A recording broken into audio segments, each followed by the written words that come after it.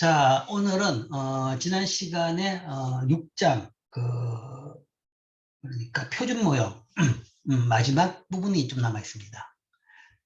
표준 모형의 마지막에 국제적 차익과 대여. 국제적 차익과 대여. 국제적 차익과 대여라 그러면 자본 부분이죠.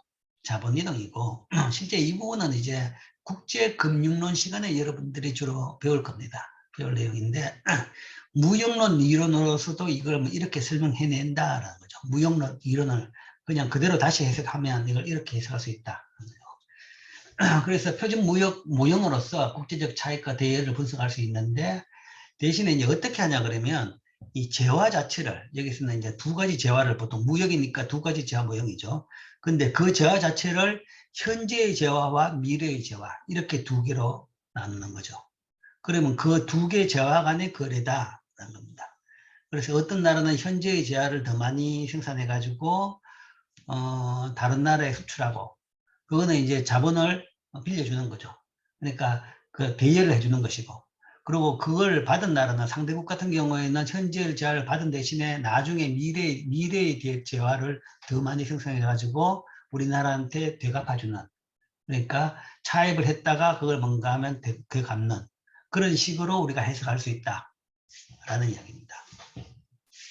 즉, 두 개의 재화는 같은 시간의 재화라기보다는 오히려 다른 시간의 동일한 재화인 현재 소비와 현재 미래 소비. 소비란 용어보다는 그냥 재화라고 이야기하는 게 더 이해가 쉽을 겁니다. 현재 재화하고 미래 재화죠. 현재 재화, 미래 재화. 현재 사용하는 재화, 미래 사용하는 재화. 그리고 이제 소비량은 물론 생산량만큼 소비하지는 않겠죠. 일부 무역이 발생하니까. 국가들은 미래에 더 많이 생산할 수 있게 되기 위해서 통상 다른 투자 기회를 갖는다. 즉 특별한 종류의 생산 가능 곡선인 기간간 생산 가능 곡선은 현재 생산물과 미래 생산물의 다른 가능한 조합을 나타내죠. 이렇게 해가지고 이게 현재 생산물, 현재 재화, 현재 생산물이고 이쪽이 미래 생산물, 미래 재화죠. 자, 그런 경우에 그럼 어떤 나라의 생산점이 어디냐? 여기서 생산점과 그 다음에 소비점은 지금 앞에서 배운 거하고 동일합니다. 그런데 이제 상대 가격이 문제겠죠. 상대 가격의 개념이 조금 다릅니다. 상대 가격. 상대 가격선이 있다. 그러면 상대 가격선을 딱 그려가지고 등가치선이죠. 그 상대 가격선이 접하고 그 다음에 잠깐만요. 시스템 리소스가 부족했어. 소리가 정상적으로 들리죠. 상대 가격선에 따라서 이게 접하는 점이 생산점이고 그 다음에 그 상대 가격선과 접하는 무차별 곡선 그 점이 바로 소비점이 되는 거죠. 그래서 생산과 소비는 앞에하고 동일한 그 방식으로 결정을 할 수 있습니다. 단 이제 이 상대 가격이 조금 이제 의미가 다른데 이제 그걸 이제 설명하죠. 자국은 현재 생산의 피량적 생산 가능 곡선을 갖는 반면 외국은 미래 생산의 편향적인 생산 곡선을 갖는다 라고 가정하자. 현재 생산에 편향된 생산 가능 곡선을 갖는다는 이야기는 현재 뭔가 하면 소비할 것보다 훨씬 더 많이 생산한다는 이야기입니다. 생산 가능 이쪽으로 이쪽에 돼 있다는 거죠. 그러면 생산을 미래보다 현재 많이 한다. 그러면 결국은 현재 소비보다 현재 그 생산을 더 많이 할 것이다 라고 볼 수 있겠죠. 뭐 반대로 이야기하면 외국은 비교율을 가지는 미래에 더 많은 생산물을 생산하기 위해서 현재 투자를 늘리는 것이 더 효율적이다. 그러니까 현재 투자를 늘리는 것은 차입을 하거나 수입을 하는 거죠. 그래서 그때의 이제 상대 가격은 만일 생산물 한 단위를 빌리면 차입하면 미래에는 이자를 더해줘야 되는 거죠. 그래서 미래는 원금 더하기 이자. 그래서 1 더하기 R을 상환해야 됩니다. 그래서 여기서 실질 이자율이 되는 거죠. 그러니까 기울기가 이자율이 없다 그러면 45도선이겠죠. 가격선이라는 것이 상대 가격선이. 그런데 여기다가 뭔가 하면 이 이자율이 더해가지고 45도는 1인 기울기고 거기다가 뭔가 이자율을 더해가지고 이것이 상대 가격선이 됩니다. 그래서 현재 소비에 대한 미래 소비의 가격은 1 더하기 R분의 R이다. 그렇죠? 현재 가격이 그러니까 이게 현재 재화의 가격이고 그걸 대신에 미래에는 1이 되는 것이고 현재 소비 1단위는 미래 소비 1 플러스 R의 가치가 있다는 거죠. 그러니까 현재 1을 주면, 현재 그러니까 우리나라가 현재 재화에 대해 가지고 훨씬 더 생산에 우위가 있다 그랬죠. 피장적인 생산 기술을 가지고 있다. 그러니까 현재 재화를 더 많이 생산해 가지고 일부를 상대방에게 줬다. 그러면 상대국은 미래에 뭔가 하면 우리가 준 것, 우리가 빌려준 것, 대여해 준 것에 대해 가지고 그러니까 상대국 입장에서는 차입을 했죠. 그 차입에 대해 가지고 되돌려 주는 것은 곱하기 1 더하기 R을 해서 이자를 더해 가지고 갚아야 되는 거죠.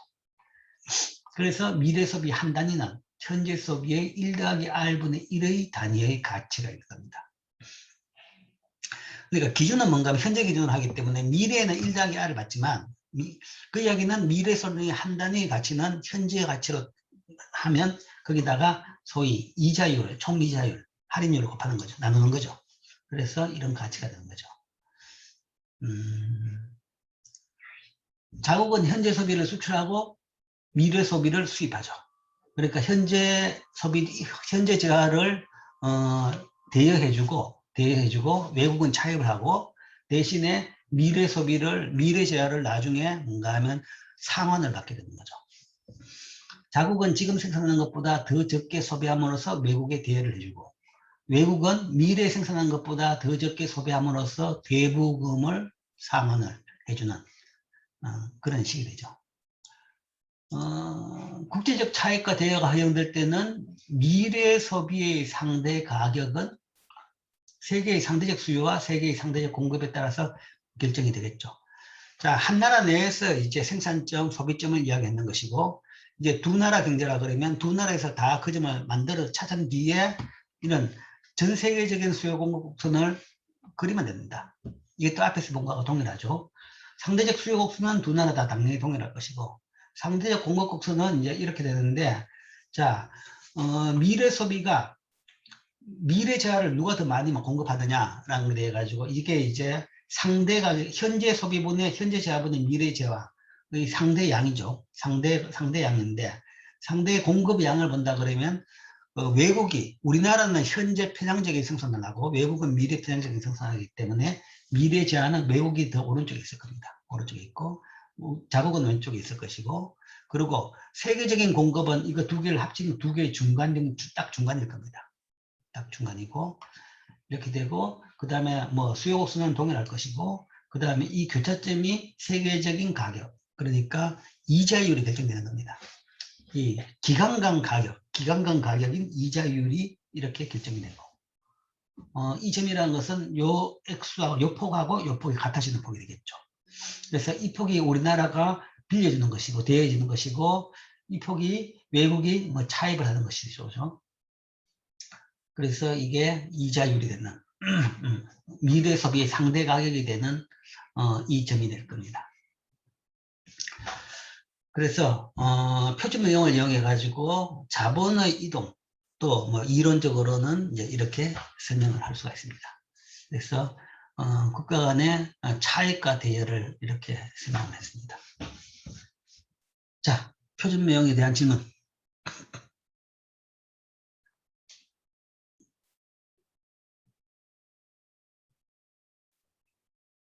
자, 질문이 없으면 이제 다음 장으로 넘어가겠습니다.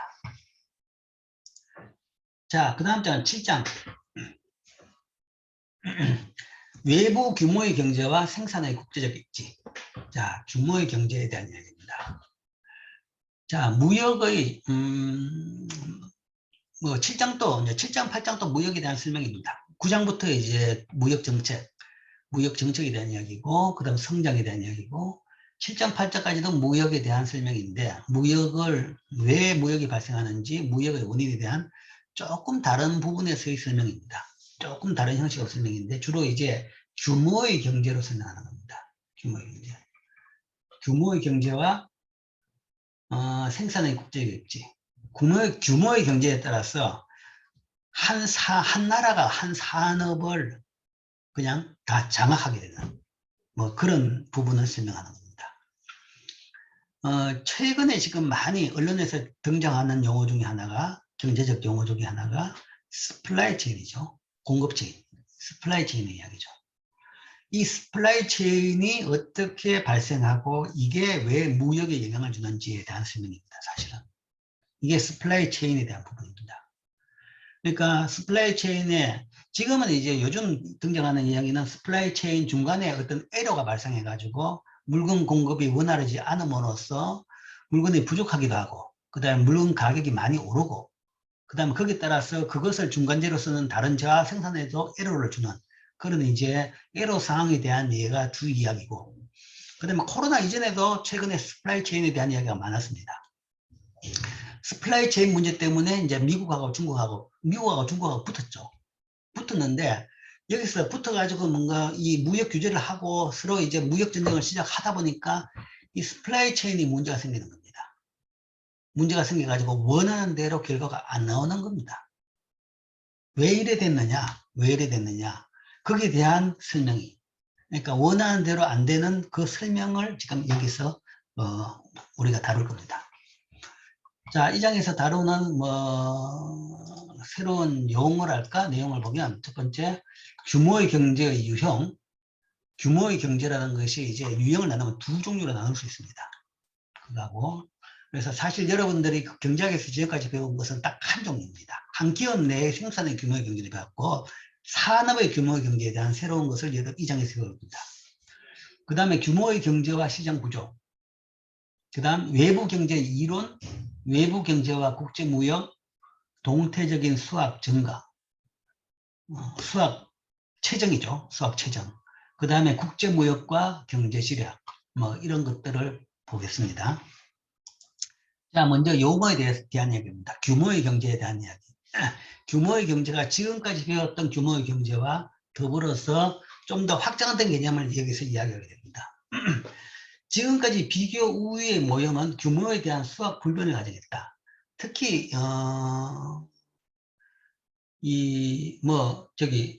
리카르도 모형에서는 수학이고 뭐고 무조건 뭔가 하면 생산 기술은 고정이죠. 그러니까 고정이라는 것은 당연히 수학 불변입니다. 그러나 이게 평평한 생산 가능 곡선을 만들 때도 수학이 돼 가지고는 불변을 가정한 겁니다. 사실은 수학 불변까지는 가정했습니다. 상대 생산 저하가 두 개 있을 때 하나가 늘면 그 한계 생산성 체감 법칙은 다 작용합니다. 근데 수학 체감, 수학 체정을 이야기할 때는 이건 뭔가 하면 모든 제하 공급량을 한꺼번에 늘리는 경우에 얼마나 늘어나느냐라는 겁니다. 모든 제하를 공장 규모를 배로 키웠다. 그렇게 되면 생산량이 배가 늘어나느냐, 배보다 더 늘어나냐, 덜 늘어나냐 이런 이야기가 되는 거죠. 그래서 지금까지는 수학 불변을 가정했는데 한 산업에서 생산 요소 투입을 어떤 비율로 증가시킬 때 생산량은 같은 비율로 증가한다. 이게 수학 불변이죠. 수학 불변인데 즉 만일 생산 요소 투입을 2배로 늘리면 생산량도 또한 2배가 된다라는 것이 수학 불변입니다. 그러나 규모에 대한 수학 체정이나 규모의 경제가 있을 수 있다. 이는 한 산업의 생산 요소 투입을 어떤 비율로 증가시킬 때 생산량이 더 빠른 비율로 증가하는 것을 의미한다. 더 큰 규모가 더 효율적이다. 기업이나 산업이 생산량을 늘릴 때 생산 단위당 비용이 감소한다. 자, 이제 이게 어떻게 생각하면 또 헷갈립니다. 이게 그런 거예요. 수학 체정과 수학 체감. 기본적으로 경제학에서 다루는 대부분의 그 부분은 수학 체감에 대부분입니다. 한계 생산성 체감 법칙, 한계 효용 체감 법칙. 거기에 따라서 뭔가 생산 가능 곡선이 이렇게 돼 있고 무차별 곡선이 이렇게 돼 있는 거죠. 여기는 그 반대 이야기입니다. 체정입니다. 규모에 대한 수학이 체정할 수가 있죠. 자, 이거는 이제 이 두 상반된 개념이 어떻게 공존할 수 있느냐에 대해 가지고는 전체 생산 과정에서 옵니다. 여러분들이 미시에서도 배웠고 원론 미시에서도 배웠겠지만 ATC 평균 총비용 곡선, 평균 총비용 곡선은 U자 모양이 되어 있죠. U자 모양이 되어 있는데 거기서 제일 바닥인 부분을 중심으로 해가지고 좌측은 수학 체정 영역이고 우측은 수학 체감 영역입니다. 그러니까 처음에 기업을 공장이 시작할 때 최적 규모가 달성할 때까지는 계속 투입을 늘리면 생산량이 점점 더 많이 늘어납니다. 수학이 체정이죠. 수학 체정이고 ATC가 떨어진다는 것은 생산물 단위당 비용이 감소하는 겁니다.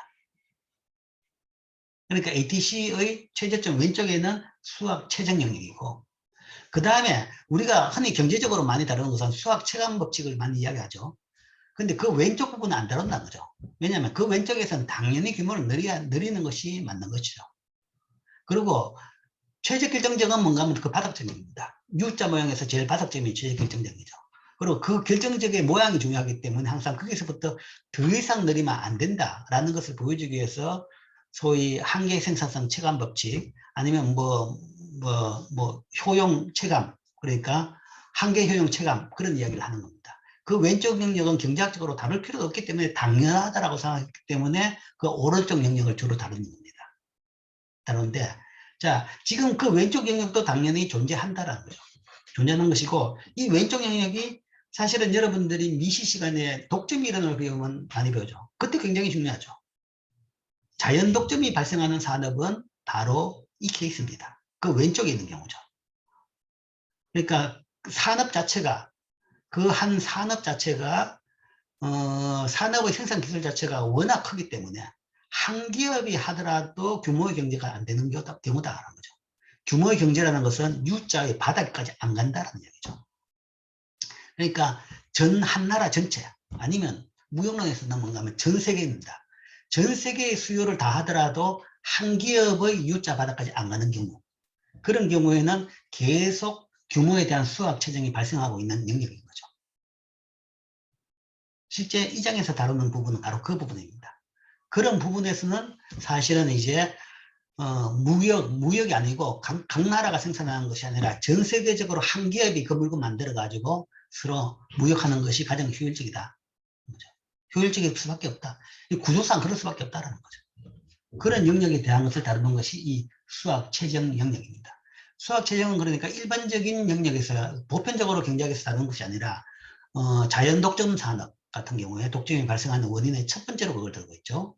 그 다음에 무역에서도 이런 식으로 규모의 경제에 따라서 무역이 발생하는 그 원인입니다. 즉, 한 산업의 생산 요소 투입을 증가시킬 때 생산량이 요소 투입보다 더 빠른 속도로 늘어나는, 더 많이 늘어나는 경우를 우리가 수학 최정이라고 하고, 그런 경우에는 규모를 더 키울수록 더 효율적이 됩니다. 그러니까 기업이나 산업이 생산량을 늘릴 때 평균 비용은 더 떨어지죠. 더 떨어지니까 규모를 키울수록 더 경쟁력이 높아지고 시장을 다 장악하게 되는 거죠. 예를 들어서 한 산업이 유일한 생산 요소인 노동을 사용해서 부품을 생산한다고 하자.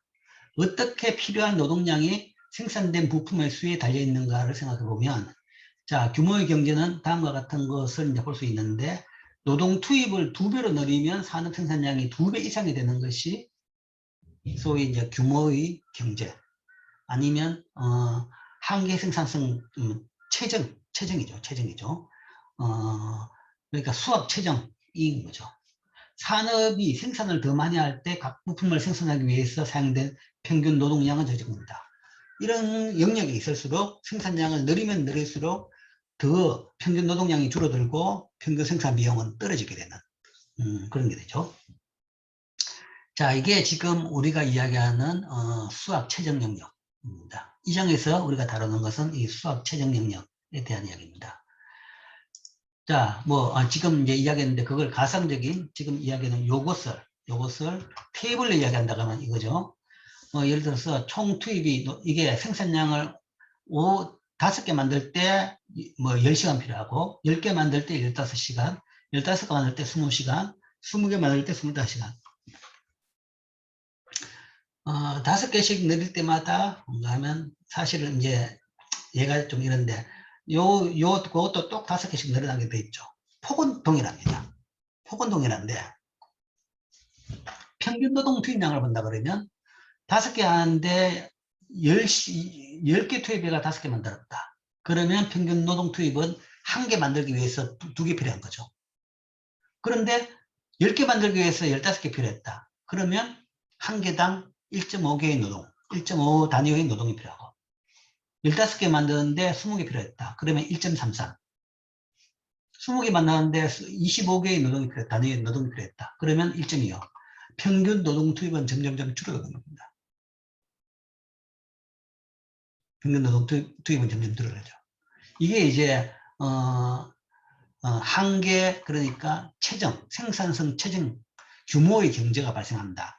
또는 규모에 대한 수학 체정이 발생하는 현상을 얘기합니다. 물론 이제 이걸 본다 그러면 감은 잡겠죠. 왜 이게 발생했느냐? 왜 이게 발생했냐 그러면 뭐 예를 들어서 자본이 있었기 때문에, 기계가 있었기 때문에, 기계가 있고 한번 공장 처음에 셋업하는 데는 처음에 초기 비용이 들기 때문에 5개 만드는데도 10명이 필요했습니다. 10명이 필요했는데 추가로 더 만들기 위해서는 이제 그만큼 많은 사람이 필요 없는 거죠.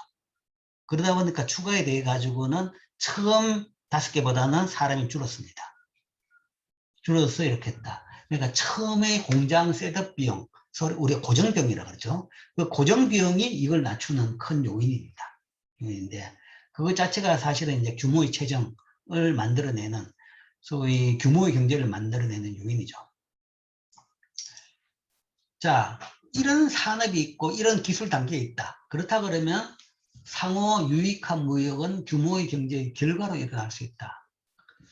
국제무역은 각국이 소비의 다양화를 희생하지 않고 제한된 범위의 재화를 생산할 수 있게 한다.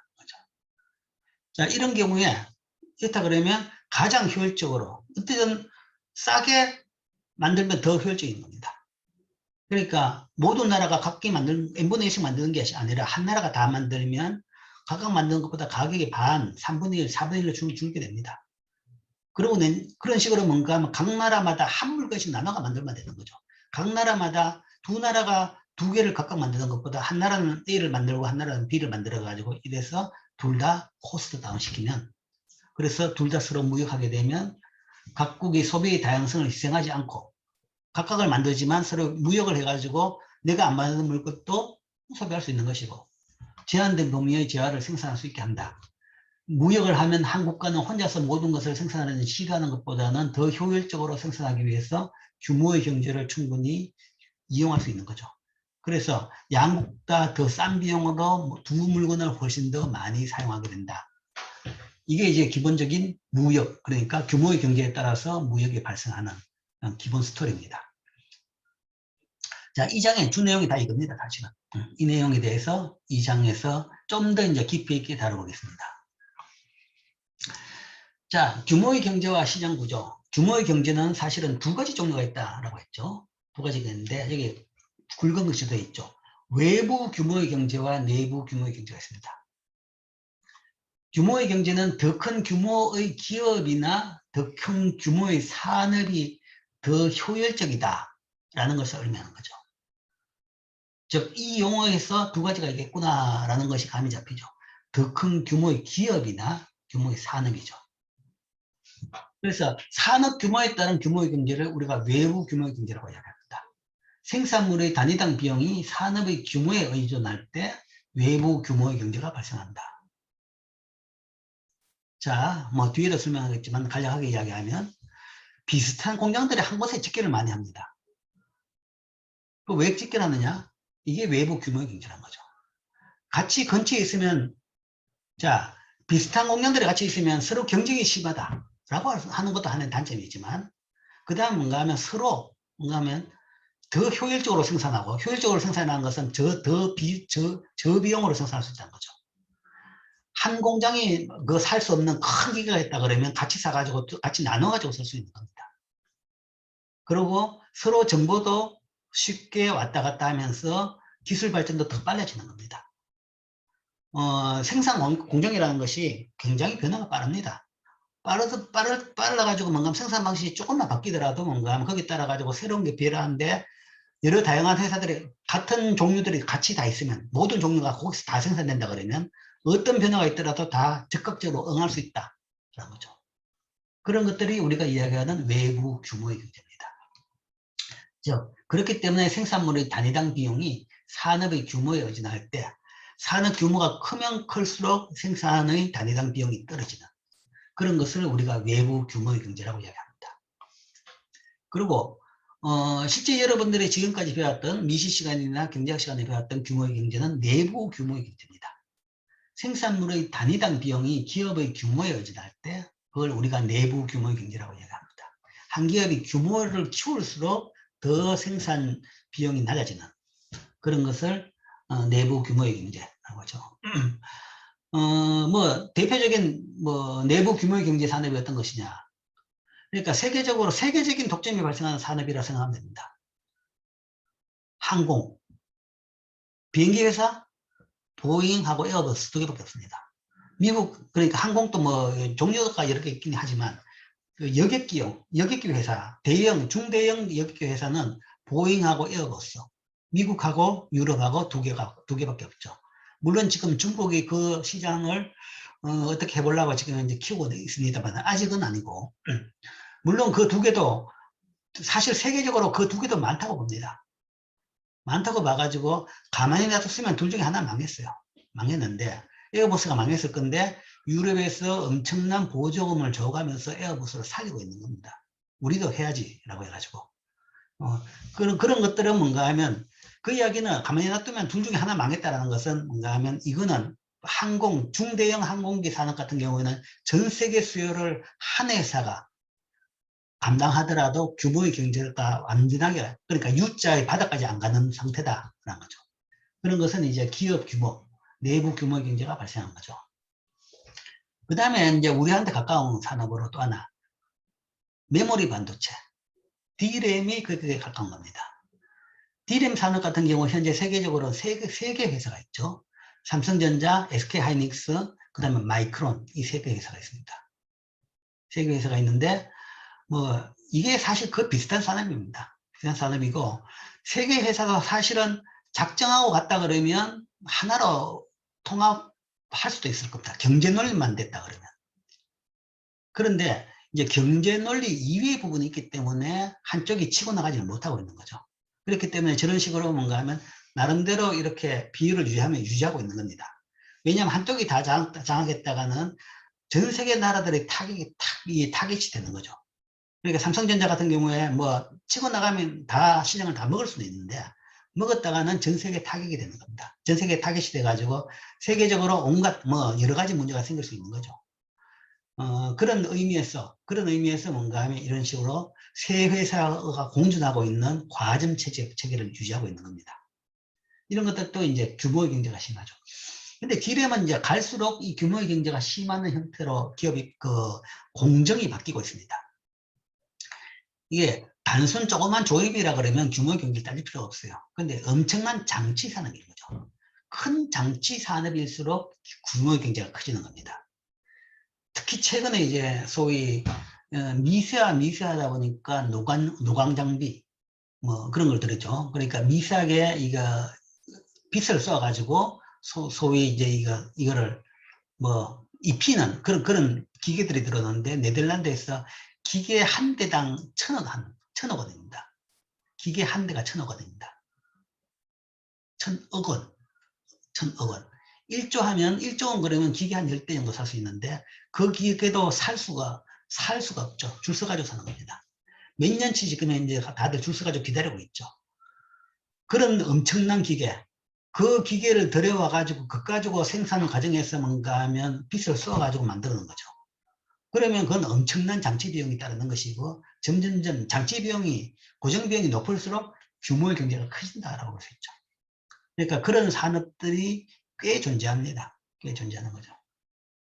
일반적으로 이제 네트워크 산업은 대부분 다 규모의 경제가 크다 그러죠. 그건 이제 한 나라 내에서 그런 거 통신 산업, 전기, 뭐 가스, 수도 이런 것들은 이제 네트워크 산업이기 때문에 규모의 경제가 이런 규모의 경제가 크고 또 자연 독점이 발생하는 것이고 지금 이야기하는 항공이나 아니면 반도체 같은 경우는 네트워크 산업이 아님에도 불구하고 생산 공정 자체가 워낙 고정 비용이 많이 들고 그 다음에 뭐 대수의 제한, 비행기 대수죠, 그죠? 그런 문제가 있기 때문에 이런 내부 규모의 경제가 발생하죠.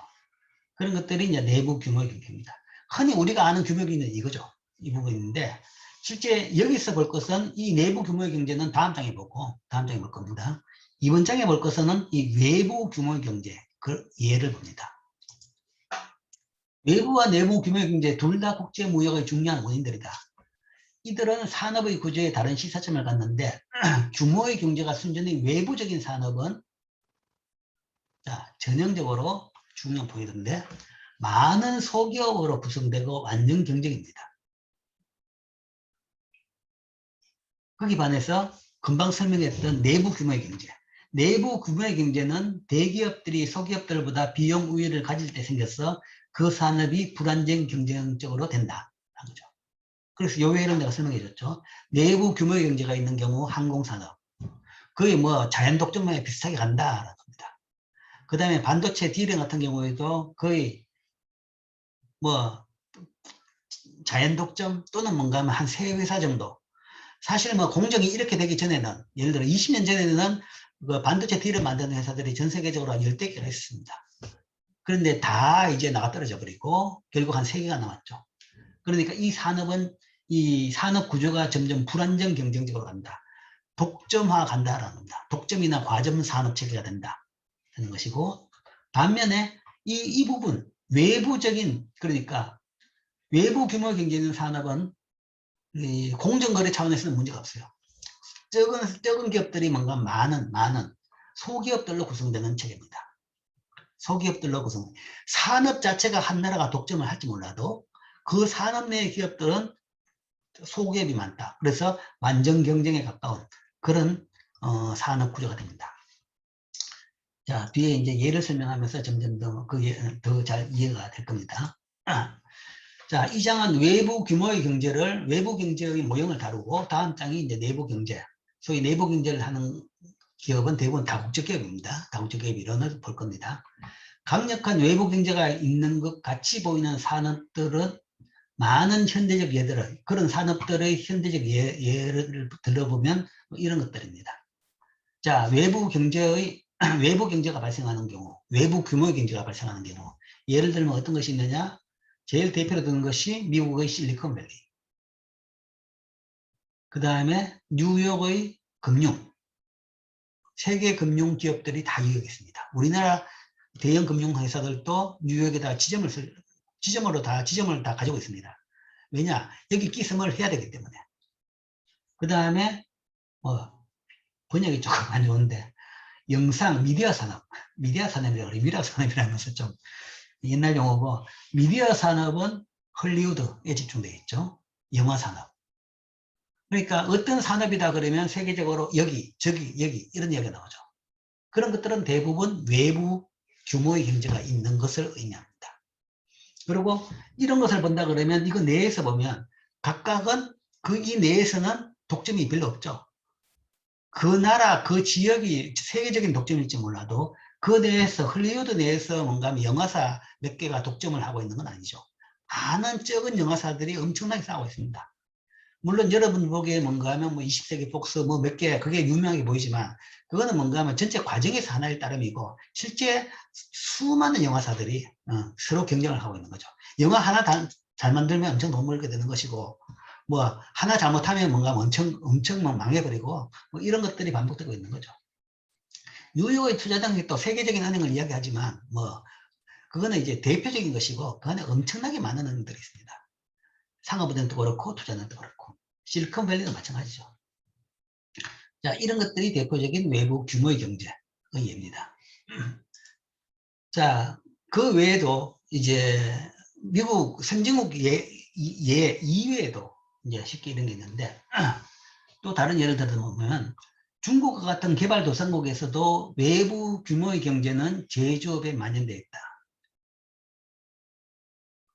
중국의 한 도시는 세계 내의 대부분을 생산합니다. 이런 다큐멘터리가 있는데 그걸 한번 찾아가지고 보여줘야겠구나. 그러니까 한 도시 내에 뭔가 하면 모든 속옷을 다 만드는 도시가 있어요. 전 세계 속에서의 절반을 여기서 만들어낸다라는 도시가 있습니다. 그 다음에 또 다른 도시는 모든 담배 라이터를 심천에 있는, 그러니까 홍콩에서 가까운 심천에 있는 어떤 한 도시에서는 전 세계 모든 담배 라이터를 여기서 생산합니다. 그리고 또 심천에 있는 또 옆에 있는 또 다른 도시에는 전 세계 단추를 다 거기서 만듭니다. 단추? 종류가 엄청나게 많습니다. 그렇겠죠? 옷마다 단추 규격이 조금씩 다르죠. 그 모든 단추를 다 한 도시에 가면 뭔가 하면, 그러니까 그 도시 내에 시장 가면 전 세계에 쓸 수 있는 모든 단추가 다 있는 거죠. 그러니까 옷을 제한한다 그러면 그 다음에 잘라가지고 박음질한다. 그게 다가 아니죠. 거기다 적절한 부품을 붙여야 됩니다. 코크가 필요할 수도 있고 단초가 필요할 수도 있고 그런 거죠. 그게 뭔가 하면 딱 내 입맛에 맞는 게 있어야지 디자인이 완성이 되는 겁니다. 그러니까 뭔가 봉제에서 중국이 경쟁을 가지는 거죠.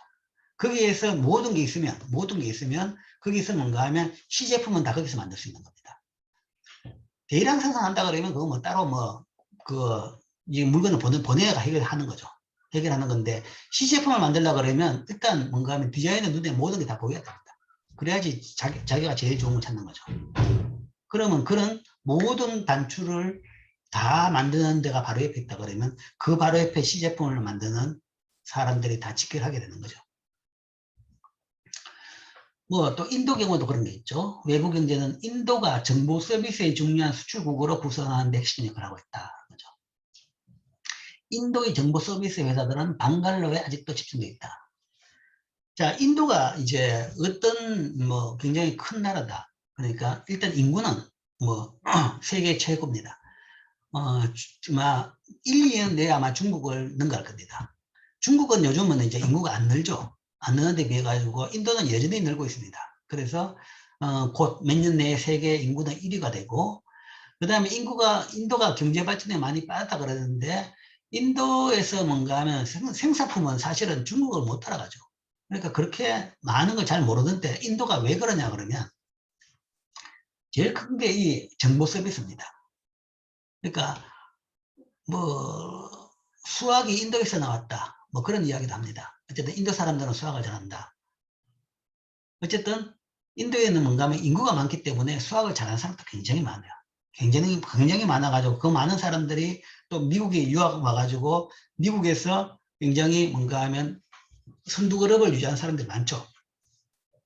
요즘 미국 내에서는 이제 불평등이 있어가지고 소득격차에 대해서 인종간 소득격차에 대해서도 굉장히 좀 이슈가 되고 있습니다. 이슈가 되고 있는데 옛날에는 백인에 비해 가지고 흑인들의 임금이 낮았다라는 것이 문제인데 지금은 뭔가 하면 아시안들의 임금이 너무 높다는 거죠. 백인보다 아시안들의 임금이 많이 높다. 근데 이제 그 아시안이 어디냐 그러면 사실은 불행하게도 한국은 거기 포함이 안 돼요. 한국은 현재 평균 임금이 코리안 아메리칸 같은 경우에는 화이트보다는 평균 임금이 좀 낮습니다. 좀 낮은데 제일 압도적으로 높은 것이 인도 아메리칸들.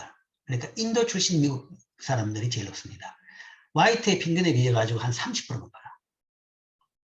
뭐 예를 들어서 뭐 인텔이나 마이크로소프트나 구글이나 그런 회사 보면 제일 탑 클래스에 인도 사람들이 많이 있어요.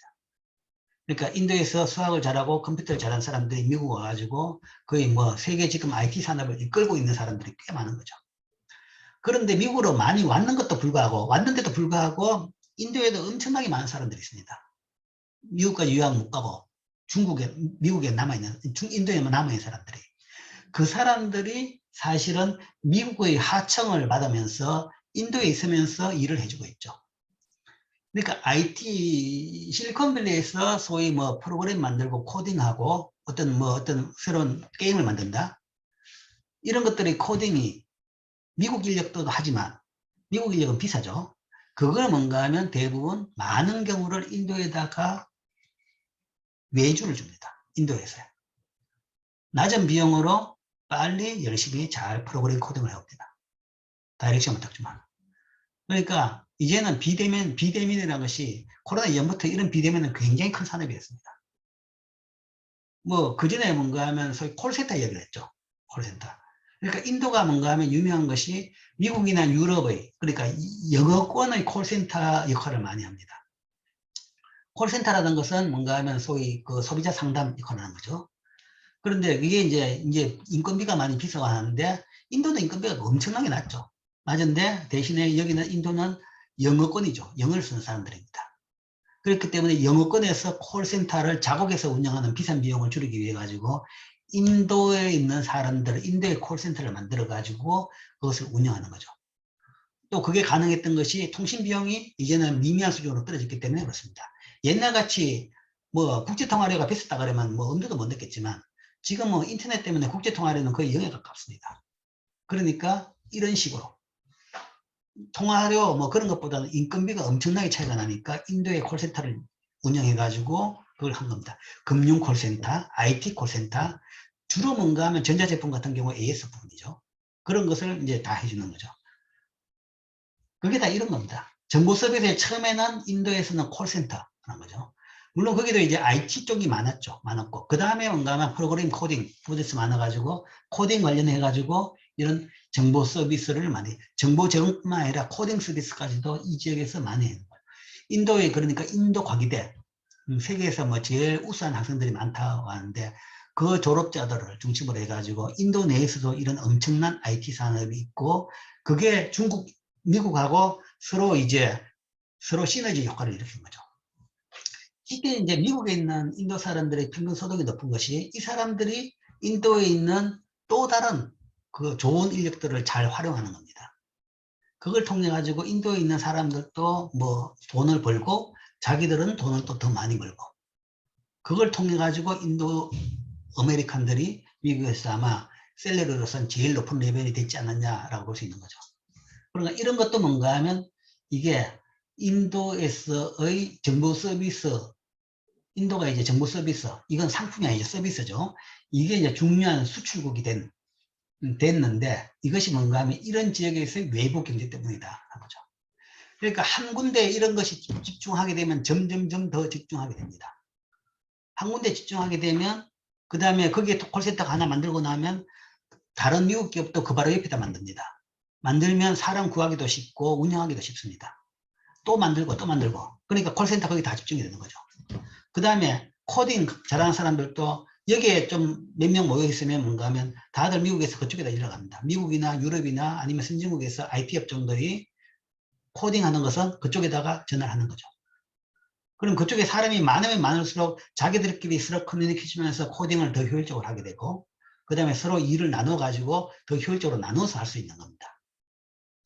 이런 것들도 외부 규모의 경제가 발생하는 한 예입니다. 그러니까 세계적으로 지금 이제 세계 경제가 돌아가는 것은 눈이 팽팽 돌아갈 만큼 빠른 속도로 이렇게 돌아갑니다. 빠른 속도로 전문화가 되고 빠른 속도로 뭔가 하면 이 지역별로도 뭔가 하면 이렇게 성장하는 거죠.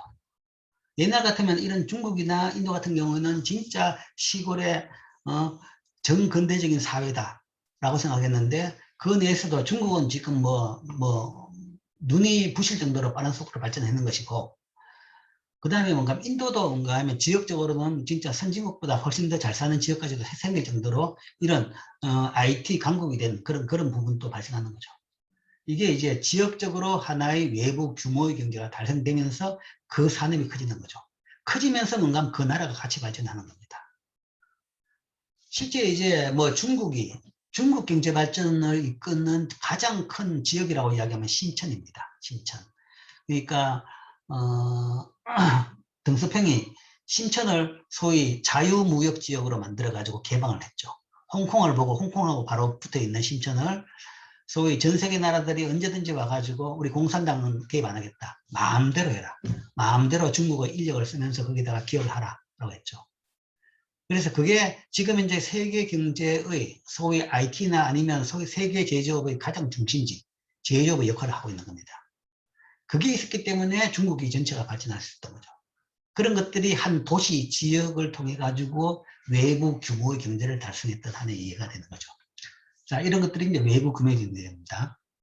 그러니까 선진국 외에도 뭐 실리콘밸리, 뭐 뉴욕, 뭐의 금융, 할리우드의 영화뿐만 아니라 중국에서는 라이타, 뭐 단추, 아니면 뭐 데이, 온갖 것들도 나름대로 뭔가 하면 전체 세계적인 분업구조내에서 이 외부 규모 경제를 달성하는 지역들이 발생하는 거죠. 인도에서는 이런 IT 정보 서비스 쪽. 자, 여러 가지 이유 때문에 산업이 각 기업들이 소규모로 남아있다 하더라도 하나나 소수 지역의 산업 생산이 집중적으로 입지하게 되어 있는 것은 산업의 생산비를 감축시킬 수 있기 때문이다. 자, 외부 규모의 경제가 왜 발생하느냐는 거죠. 왜 난데없이 그 도시에, 그 지역에 그 산업이냐는 거죠. 뭐 뒤에도 나오겠지만 뒤에는 좀 이제 더 현실적인 이야기를 하면 조금은 이제 이 이론화가 떨어지죠. 왜 실리콘밸리가 그러니까 가장 그 IT 산업의 소위 메카가 됐고, 소위 IT 산업 규모의 경제, 외부 규모의 경제의 지역이 되느냐에 대한 답은 역사적으로 따져본다 그러면 HP, 휴럿 앤 패커드 이 두 사람입니다. 그 두 사람의 집이 거기 있었기 때문에 그렇습니다. 그 두 사람이 샌프란시스코에 있으면서 그 두 사람의 집, 자기 집 아니지, 부모 집이죠. 부모 집의 창고, 그러니까 차고에서 처음에 HP라는 회사를 만들었습니다. 그게 실리콘밸리 시작입니다. 둘이가 거기서 그 공장을 만들었기 때문에, 그 창고에서 HP라는 공장을 만들었기 때문에 거기서 실리콘밸리가 시작된 겁니다. 뭐 어떻게 보면 우연이라고도 볼 수 있고, 우연이라고도 볼 수는 있는 거죠.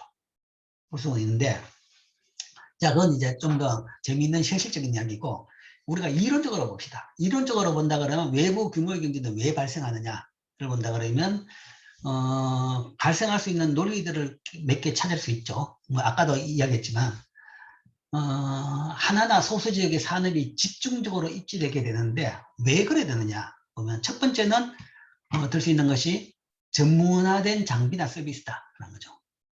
그러니까 어떤 장비나 서비스는 굉장히 비싸기 때문에 한 기업이 몇 개 기업이 사기도 힘들죠. 그렇다 그러면 뭐 몇 개 여러 기업들이 합쳐가지고 아니면 국가의 지원을 받아가지고 그걸 하나 설치해놨다. 그러면 그 장비를 써야 되는 회사들은 그 근처에 다 몰립니다. 몰림으로써 짓게 되는 거죠. 그 산업에 필요할 수 있으나 그 산업이 크고 집중되어 있다 그러면 다른 기업에 의해서만 공급된다는 거죠. 어쨌든 전문화 장비가 필요하다. 예를 들어 가지고 실리콘밸리 뭐 이제 아까 말한 처음을 지나 가지고 지금 이제 이 논리로 설명한다 그러면 현재 이제 이렇게 되어 있는 거죠. 현재는 실리콘밸리는 실리콘 칩을 제조하는 특수한 기계들을 만드는 회사들에 의해서 서비스되는 실리콘 칩 회사들이 집중되어 있다는 거죠. 물론 실리콘 칩을 제일 많이 만드는 거는 삼성전자입니다. 삼성전자. 뭐 저기 비메모리보다는 개수로는 메모리가 훨씬 많죠. 많기 때문에 제일 만드는 건 삼성전자고 개수로 봐가지고는 한국이 제일 많을 겁니다. 그렇지만 그거는 이제 총량인 것이고 다양한 종류로 쉽게 이야기하면 시제품입니다. 시제품을 제일 만드는 데는 많이 만드는 데는 여기입니다. 다 여기서 만듭니다. 여기서 만들어가 성공하면 그 다음에 공장에 집어넣어가지고 양산품을 만드는 거죠. 처음 시제품을 만들려고 그러면, 처음 제품을 개발하려고 그러면 그걸 만들기 위해서 여러 그 제품 제조하는 장비들이 필요한 거죠. 그 장비들은 한 회사가 가지기가 힘들 정도입니다. 그러니까 반도체 산업 같은 경우에 장치 산업이라고 했죠. 그러니까 갈수록 심해져가 지금은 뭔가 하면 자연 독점. 한 회사가 다 모든 걸 다 먹을 정도의 자연 독점 산업이다라는 이야기를 했습니다. 그 이야기는 그 만드는 장비가 워낙 고가이기 때문에 투자가 많이 들기 때문에 그렇게 된다는 거죠. 그 이야기는 그 물건의 시제품 만드는 데도 당연히 비용이 많이 듭니다. 그러니까 한두 회사가 시제품을 만들 수 있는 게 아니죠. 여러 회사의 장비들을 다 써가면서 만들어야 되는 겁니다. 그래서 그런 장비들이 다 집결되어 있는 것이 현재 실리콘밸리입니다. 여기를 떠나면 반도체 시제품을 만들어낼 수가 없는 거죠. 그렇기 때문에 여기서 여전히 만들고 있는 겁니다. 이 전문화된 장비나 서비스. 그리고 이 기계들은 다른 지역들보다 실리콘밸리에서 더 싸고 더 쉽게 이용할 수 있다는 거죠. 그런 것들이 전문화된 장비나 서비스가 한쪽에 집중되어 있다. 이게 이제 워낙 고가고 비싸기 때문에 여러 군데에 있을 수가 없는 거죠. 그러면 그게 있는데 뭔가 하면 외부 규모의 경제가 발생하는 거죠. 그 다음에 기계뿐만 아니라 사람도 마찬가지입니다. 크고 집중된 산업은 공동 노동력을 유인할 수 있으며 각 기업이 근로자들을 탐색하고 고용하는 비용을 줄일 수가 있는 겁니다. 실제 아까 말한 대로 그런 거대 장비들이 있다 그러면 그 거대 장비를 운영할 수 있는 사람은 소수입니다. 그러면 그런 사람들은 거기밖에 없는 거죠. 그러니까 그 장비를 쓸 수 있는 것이고 그것뿐만 아니라 서로 뭔가 하면 계속적으로 이 장비들이 바뀌고 그 다음에 시제품들이 바뀌죠. 바뀜에 따라 가지고 이 시제품을 디자인하고 만드는 기술이 계속 바뀝니다. 바뀜에 따라 새로운 기술을 가진 사람을 찾아야 될 때 뭔가 하면 그 관련 기술 가진 사람들이 많이 있는 지역에서는 찾기가 쉬운 거죠.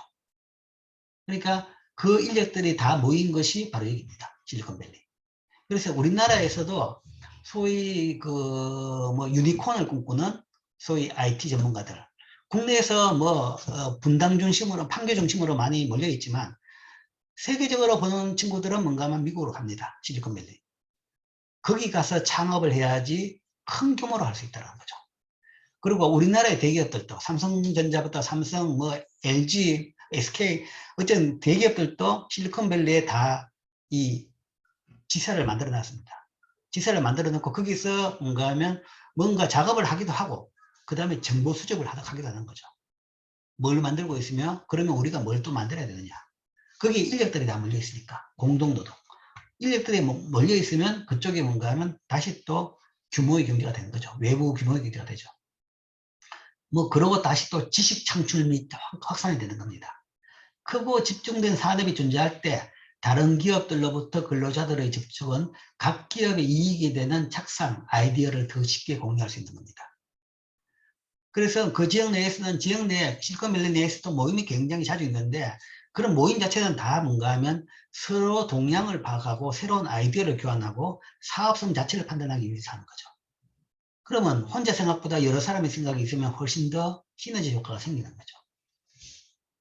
이런 것들, 그러니까 전문화된 장비 서비스, 공동노동, 지식 창출 및 확산, 이런 것들이 외부 규모의 경제를, 즉 한 지역이 전문화되는, 한 지역에서 전문화돼 가지고 커지고 전체가 되는 그런 원인이 된다라고 볼 수 있습니다.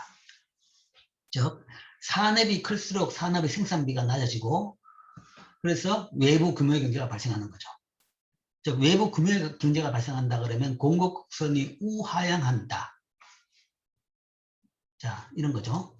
자, 외부 규모의 경제가 발생하면 공급선이 이렇게 우하향한다라는 거죠.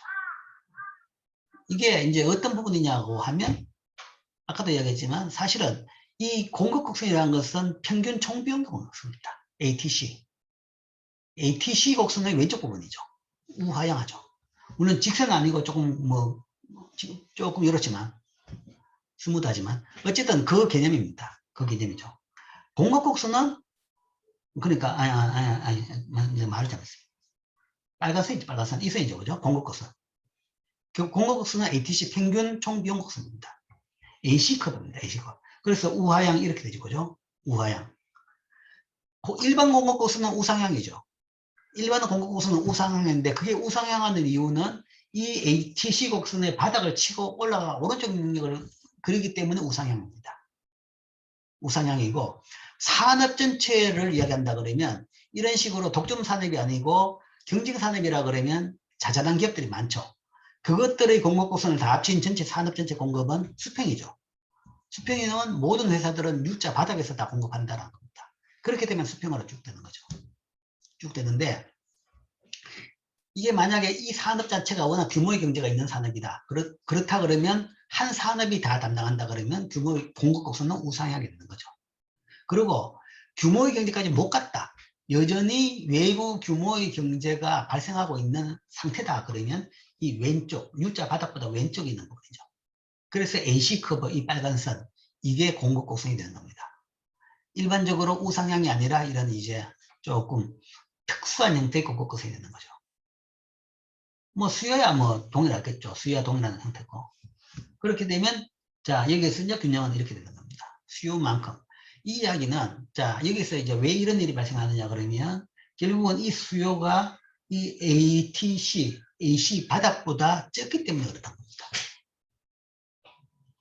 한 기업의 AC의 바닥보다 적기 때문에 자연 독점이 생기는 겁니다. 외부 규모의 경제. 여전히 외부 규모의 경제가 생기는 거죠.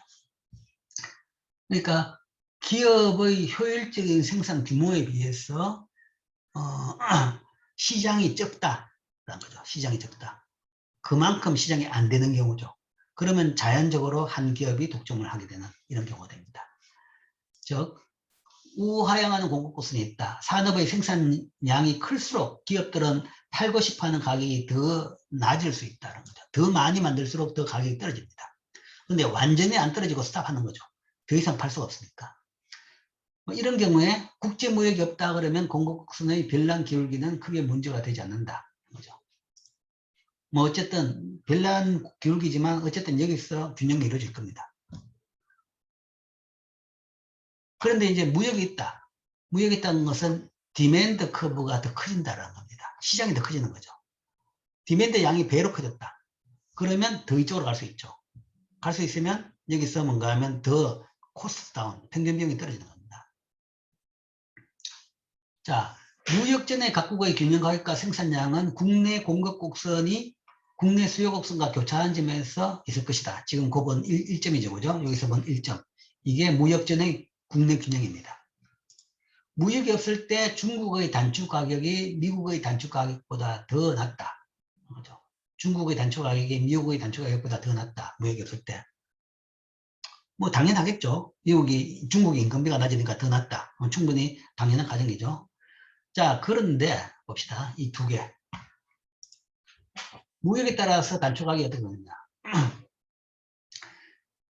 앞에 그림하고 동일한 그림입니다. 어쨌든 각국의 무역 전에는 A씨가 이렇고 A씨가 이렇게 마가슨이고 중국의 수요가 이래가지고 이게 중국의 균형입니다. 그래서 중국에서의 단축 가격이 P였고 반면에 미국에서도 뭔가 단축을 만든다. 그러면 중국에서 AC 커브가 있을 것이고 그 다음에 디맨드 커브가 이래가지고 균형이 이거다. 그래서 뭔가 미국에서의 단축 가격이 중국보다 높다 하는 거죠. 그래서 각국이 단축 무역이 없을 경우에 각각 나라에서 이렇게 단축 시장에서 균형 양 생산량과 가격이 결정된다라고 보는데, 자, 여기서 단축 무역이 가능하게 되면 어떤 일이 발생하느냐. 단축 무역이 가능하다 그러면 어떤 일이 발생하느냐. 미국은 비싸니까 당연히 단축 생산에 비교의 우위가 없는 거죠. 그럼 생산량이 0이 될 겁니다. 그러면 미국에서 이만큼 필요한 단추는 중국이 더 만들게 되겠죠. 그러면 디맨드가 중국 디맨드 플러스 미국의 디맨드까지 합쳐가지고 디맨드가 이렇게 나죠. 그러면 새로운 균형은, 그러니까 두 나라 합친 세계적인 새로운 균형은, 그러니까 새로운 균형이라는 것은 그때는 AC 커브, 디맨드 커브는 동일하고, 그러니까 이 공급 곡선은 동일하고 수요 곡선만 뭔가만 두 나라를 합쳤기 때문에 더 커졌습니다. 그렇기 때문에 그 교차점은 이거보다 더 오른쪽에 이렇게 되는 거죠. 그러면 가격은 더 떨어진다는 거죠. 가격은 옛날에 이것보다 더 떨어질 수 있죠. 즉 단축 무역이 가능하면 중국의 단축 산업을 확장하는 반면에 미국의 단축 산업은 위축된다. 이 과정은 자체적으로 진행되면서 중국의 생산량이 증가하는데 생산량이 증가하는데도 불구하고 이전 모형하고 다른 게 여기입니다. 생산비가 하락한다는 거죠. 생산비가 하락하죠. 미국 산업의 생산량이 감소할 때 미국 생산비는 오히려 올라간다. 결국 모든 단추는 중국에서 생산하게 된다는 거죠. 무역이 이루어지면 생산비가 미국은 자꾸 더 올라가고 안 그래도 높았는데 더 올라가고 중국은 안 그래도 낮은데 더 낮아지는 거죠. 그러면 점점점 결국은 뭔가 미국은 단추 다 선언하는 수밖에 없고 모든 단추는 다 중국에서만 생산되는. 그래서 지금 전 세계 단추는 중국의 한 도시에서 다 만들고 있다. 전 세계 담배용 가스라이터는 다 중국의 한 도시에서 만들고 있다. 이런 일이 생기는 겁니다. 이것들이 다 이런 현상 때문에 이런 일이 생긴 거죠. 즉, 이 생산의 집중은 어떻게 가격에 영향을 줄 것인가? 생산 집중에 따라서 가격은 오히려 떨어졌죠. 무역전의 중국의 단축 가격은 미국 단축 가격보다 더 낮았는데 중국 공급국선이 우하향하기 때문에 무역의 결과로 증가된 생산은 단축 가격이 무역전 단축 가격보다 더 낮게 되는 거죠. 즉 무역은 무역전의 어떤 국가에서의 가격보다 더 낮은 가격을 되게 하도록 만들어주는 겁니다. 자, 이 그림입니다. 이 그림이 두 나라의 수요 공급을 합친 겁니다. 두 나라 수요 공급을 합치더라도 여전히 공급 곡선은 동일합니다. 이런 중국의 ATC 평균 비용 곡선이죠. 여기다가 중국 수요 곡선에다가 미국 수요까지 합친 것이 세계 수요 곡선이 되는 거죠. 두 나라만 있다 그러면 그때 새로운 균형은 이 점이 되죠. 이 점은 옛날 균형 이 점에 비해 가지고 더 가격이 떨어졌다는 거죠. 중국이 더 많이 생산함에도 불구하고 세계 단축 가격은 더 떨어졌다. 그러니까 그쪽으로 집중되는 것이고 집중될 수밖에 없고, 그리고 집중됨으로써 전 세계 모두가 뭔가 하면 더 유리해져, 더 좋아졌다라는 겁니다. 전 세계 모든 사람들이 더 싼 가격으로 중국 사람뿐만 아니라 다른 모든 나라 사람들도 더 싼 가격으로 단추를 사용할 수 있게 되는 겁니다. 이는 수학 체정이 없는 모형의 시사점하고는 아주 다른 거죠. 표준 무역 모형에서는 상대 가격은 무역 결과 수렴합니다. 같아집니다. 그러니까 한쪽은 높아지고 한쪽은 떨어지는 거죠. 그죠? 그러니까 수출하는 나라는 가격이 오르고 수입하는 나라는 가격이 떨어져가지고 한 가격이 됩니다. 근데 만약 무역이 개방되기 전에 자국에서 직물이 상대적으로 싸고 외국에서 상대적으로 비싸다. 그럼 무역 효과는 자국에서 직물 가격이 올리고 외국에서 직물 가격이 내리죠. 그래서 서로 같아지는 겁니다. 두 가격을 수렴시키죠. 그런데 이 경우에는 뭔가 하면 가격을 서로 반대 방향으로 합니다. 미국은 더 높이고 중국은 더 낮췄죠. 한쪽으로 수렴이 아니라 가격 격차를 더 늘렸습니다. 그래서 결국은 미국에서는 0이 돼버리고 생산 안 하고 중국이 다 생산하지만 그러나 옛날에 비해서는 가격이 떨어졌다. 즉 외부 경제가 있으면 대조적으로 무역 효과는 어디서든지 가격을 내릴 수 있더라. 내리게 되더라. 그러니까 단순히 무역 자체를 서로 비교 우위 그런 게 아니라 이런 규모의 경제가 있다 그러면 규모의 경제가 있는 산업이다. 그런 기술이다. 아니면 산업 자체가 그렇다. 그렇다 그러면 그걸 통해 가지고 모두가 다 더 싼 가격으로 물건을 쓸 수 있는 그런 상황이 되는 거죠. 자, 무역이 무엇이 한 나라가 더 낮은 가격을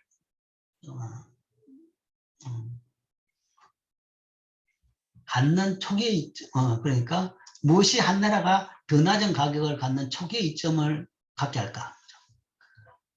자, 이거는 이제 좀 다른 이슈인데, 자, 어쨌든 아까 말한 대로 단추 예를 들어 가지고 일단 시작점에서 중국이 뭐 무역하기 전에 중국이 싼 가격으로 만들었고 미국이 비싼 가격으로 만들었다. 그렇다 그러면 이제 그때는 무역에 따라 가지고 이렇게 된다라고 이야기했죠. 그럼 왜 처음부터 그래 됐느냐? 처음에 왜 중국이 싸고 미국이 비싸냐? 물론 이제 중국이 인건비가 싸서 그렇다. 뭐 그런 건 인정합니다. 그런 부분에 대해서 인정하는데 안 그런 산업은 왜 그러냐 그러죠. 여전히 인건비가 비싼 미국에서 경쟁력이 있는 산업이 있는데 산업 집중된 산업인데 그런 산업은 왜 처음부터 그래 됐느냐? 즉 무엇이 한 나라가 더 낮은 가격을 갖는 초기의 이점을 갖게 만들었느냐? 이 질문입니다. 하나의 가능성은 기술과 자원의 근원적인 차이로 인한 비교우이다. 만일 외부 경제가 있다 그러면 무역 유형은 역사적으로 우연한 사건에 의미할 수도 있습니다. 기술 자원의 근원적인 차이. 그러니까 처음에 뭔가 하면 우연에 따라서 시작돼 가지고 그 다음에 기술과 자원이 달라지는 거죠. 처음부터 왜 달라지냐는 잘 모를 수가 있다는 얘기입니다. 그래서 어떻게 보면 시작은 우연에서 시작할 수가 있다는 건데, 즉 다른 나라가 더 싸게 잠재적으로 생산할 수 있다 할지라도 어떤 산업에서 대규모 생산자로 시작한 국가들은 대규모 생산자로 남아있는 경향이 있다. 즉 왜 그 인건비가 비싼 미국에서 뭐 IT 산업 아니면 예를 들어서 뭐 영화 산업도 마찬가지입니다. 영화 산업이 노동 집약적인 산업이죠. 그럼 인건비가 싼 나라가 훨씬 더 유리한 부분이 많을 겁니다. 그럼에도 불구하고 미국이 그런 산업을 계속 유지하고 있느냐는 거죠. 그거는 지금은 이제 침해에 불과할 정도입니다. 워낙 지금 내는 뭔가 워낙 시너지 효과가 높아가지고 다른 데서 감히 거기다가 뭐 태클을 할 수 없을 정도로 커졌는데 그럼 왜 그게 거기서 시작됐느냐 라는 얘기죠. 거기에 대한 설명에 대해 가지고는 조금 이론적으로는 조금 재미가 없는데 한 예를 이렇게 들었습니다. 미국 조지아주 달턴 이 지역에는 카페트가 유명해요. 전 세계 카페트 최고 유명한 지역이 여기입니다. 미국 조지아주 달턴 카페트. 뭐 카페트 그러면 여러분들은 이제 중동 지방이 카페트를 주로 많이 만드는 지역이다. 유명하다. 원래부터 그쪽에서 카페트가 뭐 생산되고 만들어진 거죠. 그리고 이제 기후적으로 뭔가 카페트가 필요한 것이 그 사막 기후고 그래서 이제 카페트가 많이 씁니다. 중동 지역에서. 그럼에도 불구하고 현재 뭔가 세계적으로 카페트의 최고 집산지는 이 조지아주 달턴입니다. 조지아주 달턴인데 여기 가면 온갖 카페트가 다 있고 그 세계적인 카피탈자들이 여기 가서 뭔가 하면 카피탈을 사옵니다. 사오고. 그러니까 중동에서 만든 카피탈도 다 여기다 수출돼 가지고 여기에 다 집결돼 있으니까 세계적인 카피탈 수입자들이 여기 가서 카피탈을 사오는 거죠. 그러니까 카피탈의 세계적인 집산지, 그러면 조지아주 달톤이다. 미국 조지아주 달톤이다. 그것도 배가 가기 좋은 뭔가 하면 바다 근처도 아니고 이런 데다. 왜 이렇게 됐느냐. 그 원인을 보면 이 원인은 19세기에 10대 소녀에 의해 혼례 선물로 공들여 만들어진 수실로 장식된 담요. 이게 이 지역에서 뭔가 하면 처음에 여기서 이렇게 만들었습니다. 이런 걸 여기서 만들었습니다. 그리고 이 지역 사람들이 이걸 좋아했죠. 이 지역 사람들이 여기서 뭔가 하면 어떤 소녀가 뭔가 하면 처음에 이걸 만들기 시작하고 그 다음에 그걸 하기 시작하고 그 다음에 그게 퍼지게 돼가지고 이 지역 사람들이 다들 그걸 하는 습관을 들이고 하는 게 이제 관습이 되고 그러다 보니까 뭔가 하면 카피탈을 점점점 많이 수입합니다. 많이 수입하다 보니까 점점점 알려지기 시작하니까 뭔가 하면 다른 지역 사람들도 와서 여기서 사기 시작하고 그게 계속 선순환을 탔는 거죠. 타다 보니까 지금 현재 전 세계적인 카페트의 집산지가 조지아주 달톤이 된 겁니다. 그리고 이제 카페트라는 것이 이제는 중동 지방에서 만든 것은 다 수제죠, 그죠? 수제지만 이제는 많은 카페트들은 뭔가 공장에서 만들어야 됩니다. 공장에서. 그러니까 카페트 공장들이 다 여기다 집결을 하게 된 거죠. 19세기에 처음에 이 지역에 있던 몇몇 집안들이 카페트에 관심을 가지면서 이렇게 됐다는 거죠. 역사를 보니까 그거 외에는 설명할 방법이 없는 겁니다. 왜 여기에 카페트 공장들이 다 모였느냐. 처음에 수요가 있었기 때문에 거기 따라 가지고 여기에 공장들이 모이는 겁니다. 그리고 아까 이야기했지만 실리콘밸리는 휴러 패커트가 이 두 사람의 스탠퍼드 졸업생이 그 지역 차고에서 사업을 시작했기 때문에 이게 실리콘밸리, 소위 실리콘밸리가 된 겁니다. 소위 IT 산업의 세계적인 중심지가 된 거죠. 얘가 처음에 이 공장을 세워가지고 그 PC를 만들고 프린터를 만들기 시작하면서 뭔가 하면 같이 만들고 그 친구들끼리 같이 만들고 하면서 거기에서 그 산업이 생기기 시작한 거죠. 그래서 지금 이제 세계적인 IT 산업의 중심지가 된 겁니다. 그러니까 IT 산업 그러면 우리가 빌 게이츠 아니면 마이크로소프트의 빌 게이츠라든지 아니면 저기 애플의 스티브 잡스 이런 사람이 들죠. 이 사람보다 이게 먼저입니다. 이 사람이. 휴렛 패커트. 휴렛하고 패커트. 지금 HP 프린터죠. 그죠? HP 프린터의 H하고 P. 이 두 사람입니다. 이 두 사람이 이 지역을 사실은 그걸로 만들어 거죠.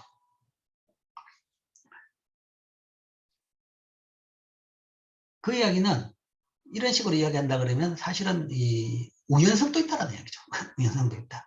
그러니까 일단 어느 정도 뭔가 하면 이 가격 차이가 났다 그러면 이게 저비용이 싸. 그러면 이 비교 우위가 있는데 어떻게 그게 시작이 됐느냐에 대해 가지고는 여전히 이런 부분으로서도 설명이 됩니다. 우연적인 역사적인 사건에 따라 가지고 이런 지역이 이렇게 됐다라고도 할 수 있는 거죠. 자, 그 다음 이야기들은 좀 더 시간이 많이 필요해서 오늘 다는 못하겠네요. 그래서 오늘은 여기까지 하겠습니다.